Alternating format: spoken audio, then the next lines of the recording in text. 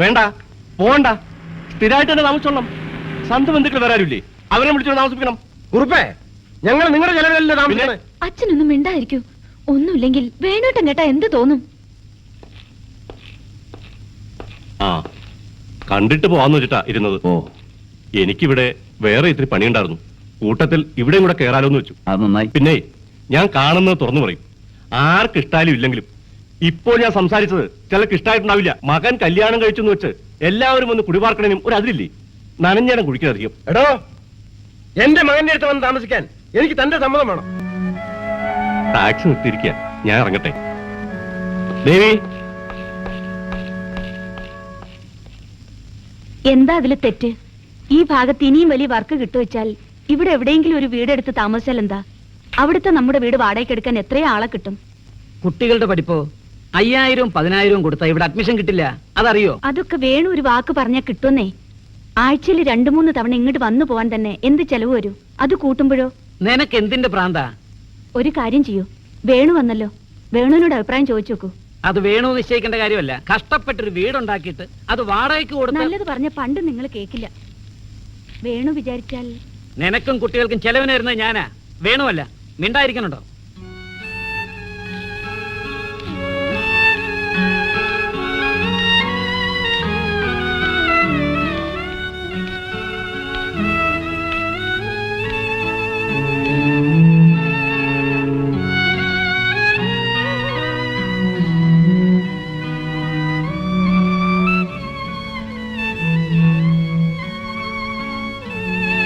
നാളെ വീട് മാറണമെന്ന് പറഞ്ഞിട്ടാ പോയത്.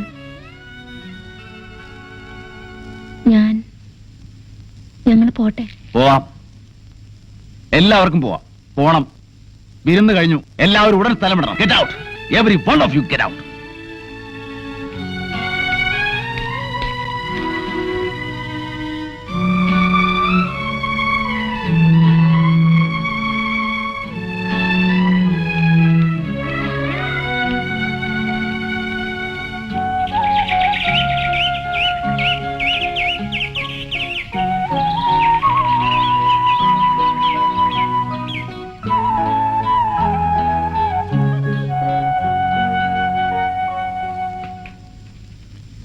നേരം കുറച്ചായി.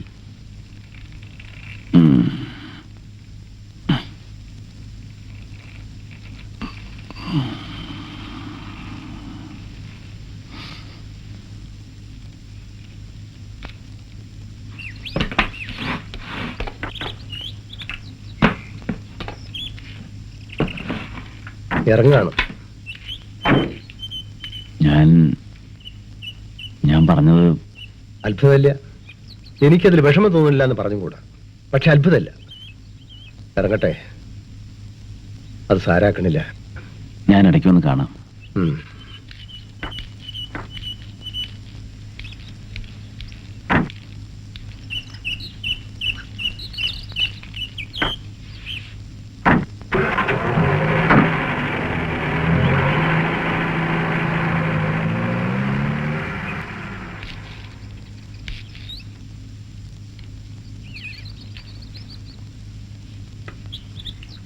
Rahukalam 7:30.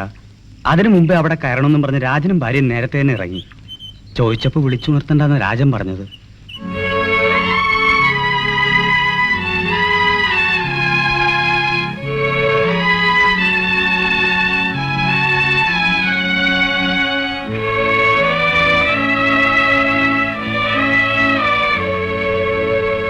Okay,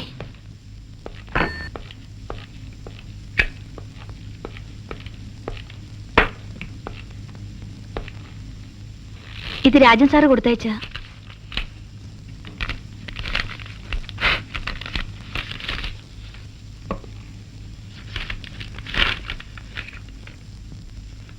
I hereby submit my resignation.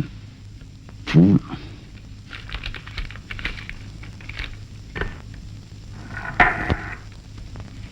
Mary, നമ്മുടെ ഓഡിറ്റർ സുകുമാരൻ ഒന്ന് വിളിക്കും. അഡ്വക്കേറ്റ് ജയപാലിനെ വേണം. ക്യോക്ക് ആജീവിക്കാൻ കണ്ട നേരം. Bloody fool.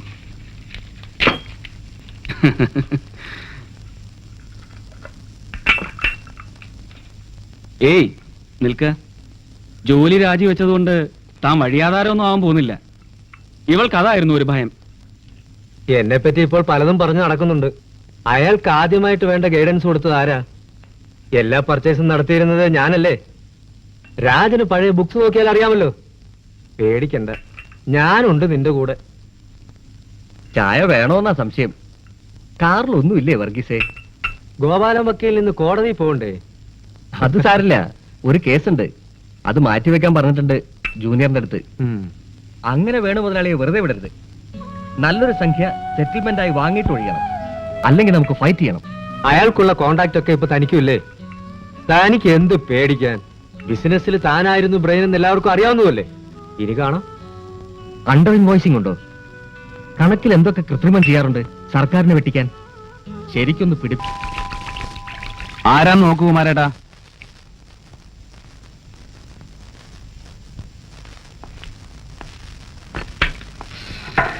ആരാ?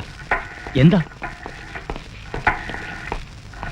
Income tax department. Oh, 1 second. ആ മേരി, ഞാൻ പറഞ്ഞ നമ്പറിൽ. Hello please. Hello, yes sir, ഞാൻ തന്നെ. ഞങ്ങളെത്തി സർ. Yes sir. ഞങ്ങൾ ഞങ്ങളുടെ ഡ്യൂട്ടി ചെയ്യാണ്. Carry on. ഒന്നും പൂട്ടി വെച്ചിട്ടില്ല. ഇവിടെ ഒരു താക്കോൽ കൂട്ടം തന്നെ ഇല്ല. നോക്കാം. ഓഫീസിലെ എല്ലാ താക്കോലുകളും അവിടെ തന്നെ ഉണ്ടാവും. അവിടെ ആളെത്തിയിട്ടുണ്ടല്ലോ, അത് പറഞ്ഞാ മതി.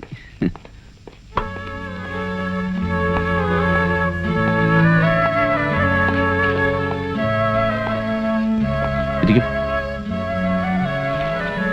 കുറച്ച് സമയം പിടിക്കുമെന്ന് തോന്നിയാൽ ചായയോ കാപ്പിയോ വേണമെങ്കിൽ കുമാരേട്ടനോട് വന്നാൽ മതി. ഞങ്ങൾ എന്ത് ചെയ്യാനാ? ഈവൻ വെറും ഒരു ഊമക്കത്ത് കൂടി ഫോളോ അപ്പ് ചെയ്യണമെന്നാണ് നിയമം. ഇൻ ആൻഡ് ഔട്ട് എല്ലാ കാര്യങ്ങളും വ്യക്തമായി അറിയുമെന്ന് ക്ലെയിം ചെയ്യുന്ന ആളെ എഴുതിയാൽ ആക്ഷൻ എടുക്കാതെ വയ്യല്ലോ mister Venugopal. You are right. വേറെ ആരുമല്ല, നിങ്ങളുടെ മുമ്പത്തെ. പ്ലീസ് പറയണ്ട, എനിക്കറിയാം. It's okay.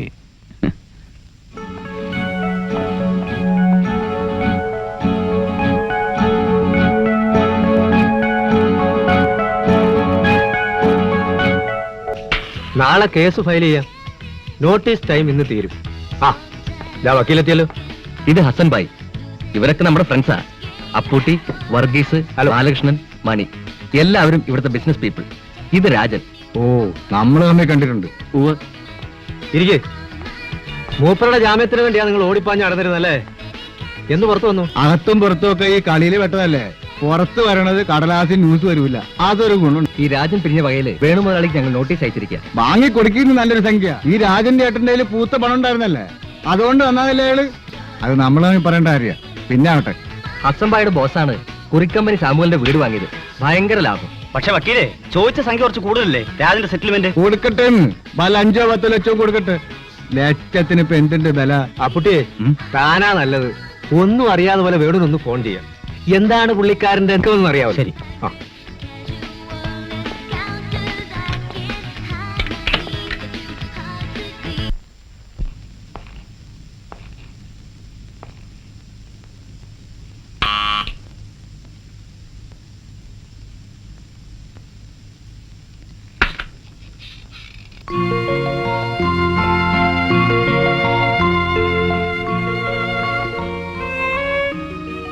ആളില്ലേ?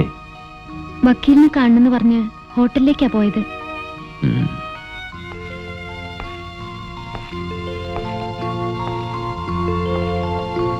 എങ്ങനെ സ്ഥലമൊക്കെ അത്യാവശ്യം വേണ്ട സൗകര്യങ്ങളൊക്കെ ഇല്ലേ? ഉവ്വ്, വേണോട്ടൻ ഇരിക്കൂ. ഞങ്ങൾ തമ്മിൽ ഒരു ചെറിയ കണക്ക് തീർക്കലുണ്ട്. പക്ഷെ അതൊരു കോടതിക്കാരിയായിട്ടേ ഞാൻ കാണുന്നുള്ളൂ. ആരൊക്കെയോ പറഞ്ഞ് എന്തൊക്കെയോ വിട്ടിത്തങ്ങൾ കാട്ടുന്നു എന്നല്ലാതെ. ഇല്ല, ഞാനൊന്നും സാരമാക്കി എടുത്തിട്ടില്ല. I am always there. വീട്ടുജോലിക്ക് സഹായത്തിനൊക്കെ. ഇതിപ്പോ ഒരു വീടല്ല. ഓരോരുത്തർ കുപ്പിയുമായി വരുന്നു, കുടിച്ച് കുന്തം മറയുന്നു.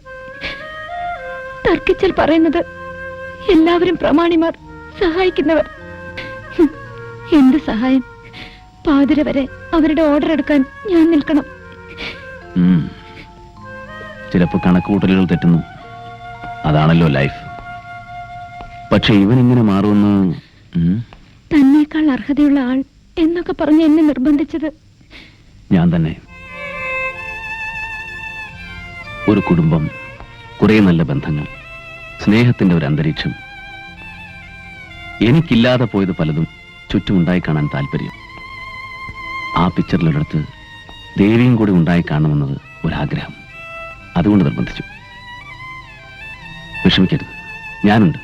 എന്താവശ്യം വരുമ്പോഴും ഞാനുണ്ട്. രാജനോട് ഞാൻ പറയുന്നത് തന്നെയാവും. Don't worry.